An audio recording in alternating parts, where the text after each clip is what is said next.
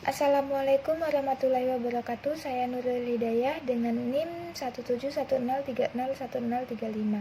Di sini saya akan menjelaskan sedikit dari tugas praktikum saya, yaitu tentang standar pelayanan fisioterapi, di mana yang pertama yaitu membahas tentang landasan hukum fisioterapi dalam pelayanan dalam praktek di rumah sakit. Nah, yang pertama itu ada Peraturan Menteri Kesehatan Nomor 65 Tahun 2015 tentang standar pelayanan fisioterapi, yang mana di dalamnya yaitu berisi tentang pedoman yang harus diikuti oleh fisioterapi dalam melakukan pelayanan fisioterapi.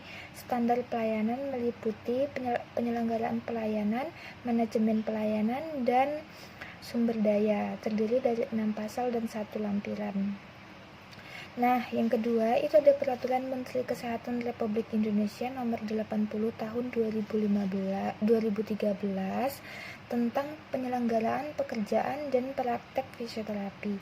Pasal satunya itu ada dalam Peraturan Menteri Kesehatan ini yang dimaksud dengan pasal 1 yaitu adalah fisioterapi adalah setiap orang yang telah lulus pendidikan fisioterapi sesuai ketentuan peraturan perundang-undangan yang telah ditetapkan. Yang kedua, itu ada fisioterapi adalah bentuk pelayanan yang ditunjukkan kepada individu atau kelompok untuk mengembangkan atau memelihara atau memulihkan gerak dan fungsi tubuh manusia sepanjang rentang kehidupan dengan menggunakan penanganan secara manual, bisa juga dengan meningkatkan gerak fungsi tubuh manusia, bisa juga menggunakan peralatan, dan bisa juga menggunakan pelatihan fungsi serta komunikasi. Nah, yang ketiga itu ada naskah akademik penataan sistem pelayanan fisioterapi pada jaminan kesehatan nasional. Nah, di mana di dalamnya itu juga membahas tentang fisioterapi adalah bentuk pelayanan yang ditunjukkan kepada individu atau kelompok untuk mengembangkan atau memelihara dan memulihkan gerak dan fungsi tubuh manusia sepanjang rentang kehidupan, yaitu menggunakan peningkatan gerak, terus bisa juga penanganan secara manual, bisa menggunakan peralatan dan pelatihan fungsi serta komunikasi. Nah, untuk yang kedua itu ada tentang STR, surat tanda registrasi, di mana di situ kita menyertakan nomor registrasi, nama, tempat tanggal lahir, nomor ijazah, tanggal lulus, terus itu program tinggi yang kita terakhir, program tinggi terakhir misalnya seperti universitas, misalnya seperti dari Universitas Aisyah Yogyakarta. Terus kita bisa juga di situ juga kita harus mengisi tentang kompetensi, terus nomor sertif kompetensi. Terus kita juga menyertakan di dalamnya itu adalah pas foto dan cap MTKI. Tidak lupa dikasih cap MTKI. Nah, terus ada juga SIP. SIP ini adalah surat izin praktek, di mana di dalamnya itu kita mengisi tempat tanggal lahir, alamat, nama sarana praktek, nama tempat praktek, terus nomor STR. Jadi kalau kita sudah dapat surat tanda registrasi, nanti kita akan mendapatkan nomor surat tanda registrasi itu. Nah, nanti itu kita bisa taruh di surat izin praktek. Nah, terus SIP berlaku, di surat tanda registrasi itu juga kita menyertakan surat tanda registrasinya berlaku sampai kapan. Di situ ada nanti kalau sudah terbuat surat tanda registrasinya. Dan di SIP itu juga kita menyertakan surat izin prakteknya itu berlaku sampai kapan. Terus untuk praktek apa, misalnya seperti dokter atau fisioterapi. Nah, terus kita tidak lupa menyertakan fast foto 4x4 biasanya, terus background belakangnya itu warna merah. Terus juga di situ nanti ada capnya. Nah, untuk yang selanjutnya itu ada standar pelayanan fisioterapi pada COVID-19, di mana di situ mengikuti surat edaran IV bulan Maret, di mana di situ di dalamnya yaitu surat edaran ini menyebutkan bahwa menyikapi perkembangan eskalasi pandemi penyebaran virus corona COVID-19 di Indonesia dan pelaksanaan himbauan Presiden Republik Indonesia, gubernur maupun kepala daerah di beberapa provinsi untuk melakukan social distancing dan pelaksanaan himbauan Ketua Umum Ikatan Fisioterapi Indonesia, serta pertimbangan keamanan fisioterapi dalam penyelenggaraan pelayanan praktek atau pekerjaan.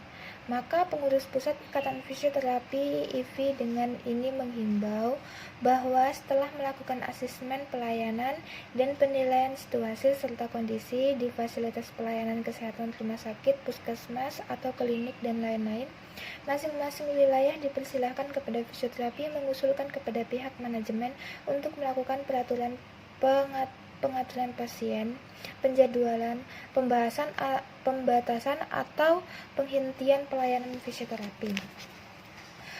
Di mana di sini juga fisioterapi harus menggunakan APD dan prosedur keamanan pelayanan sesuai pedoman pelayanan fisioterapi.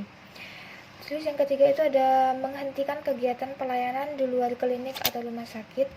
Yang keempat itu adalah melakukan edukasi kepada masyarakat untuk tetap menjaga kesehatan dan melakukan latihan atau exercise di rumah. Jadi pelayanan itu bisa dilakukan di rumah saja dengan memberikan edukasi kepada pasien.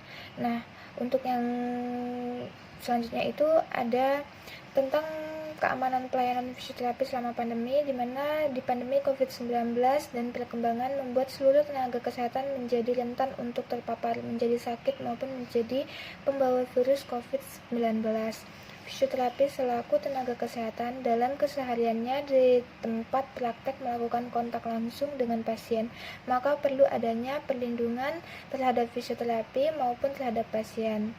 Pedoman berikut ini membuat untuk menghadapi pencegahan penyebaran COVID-19 bagi fisioterapi di fasilitas pelayanan kesehatan.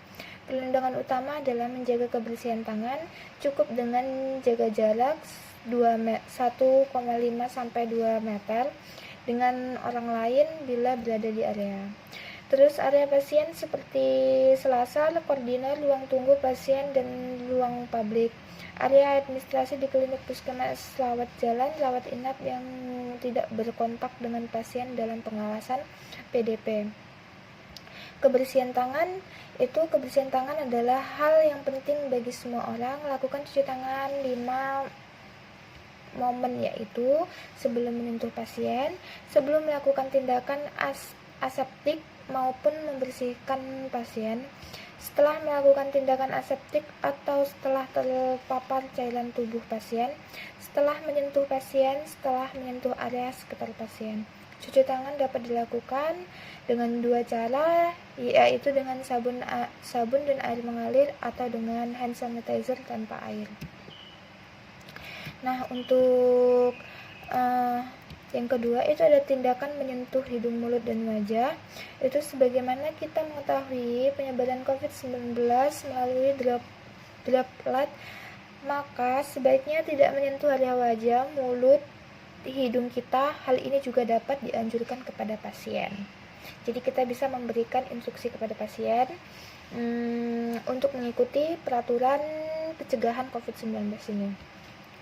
Untuk yang ketiga itu ada penggunaan alat pelindung diri APD. Penggunaan APD setiap area khusus dan penderita yang satu dengan lainnya berbeda. Pertama-tama harus dilakukan pemeriksaan sekilas pasien. Pastikan pasien tidak ada keluhan, demam, batuk, pilek, atau sesak napas. Bila mana ditemukan pasien dengan kondisi klinis demikian, maka dipisahkan dan dilakukan screening lebih lauh kewaspadaan COVID-19 oleh petugas yang menggunakan APD. Bila ada fisioterapi yang bertugas di ruangan isolasi primer, maka APD yang harus digunakan setelah cuci tangan adalah apron, gown, atau penutup kepala. Bila tidak menggunakan cover atau bergo. Sepatu yang ketiga itu menggunakan sepatu tertutup. Terus bisa menggunakan kacamata, bisa menggunakan facial. Bila ada fisioterapi yang bertugas seperti di ICU, maka APD yang harus digunakan setelah cuci tangan adalah apron, penutup kepala, sepatu, kacamata, sarung tangan, masker bedah. Setelah selesai tugas, lakukan pelepasan APD menyesuaikan cara yang tadi disebutkan. Terus, bila ada fisioterapi melakukan tindakan yang memberikan terapi aerosol, nebulizer seperti nebulizer, spirometri, maka APD yang digunakan setelah cuci tangan adalah apron, sepatu tertutup, kacamata, sarung tangan, masker N95.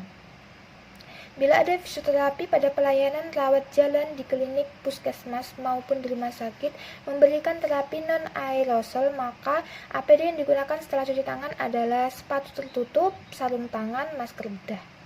Terus bila fisioterapi ada pelayanan di pusat kebugaran berkecimpung dalam pencegahan atau preventif, maka APD yang digunakan adalah sepatu tertutup, sarung tangan, masker bedah.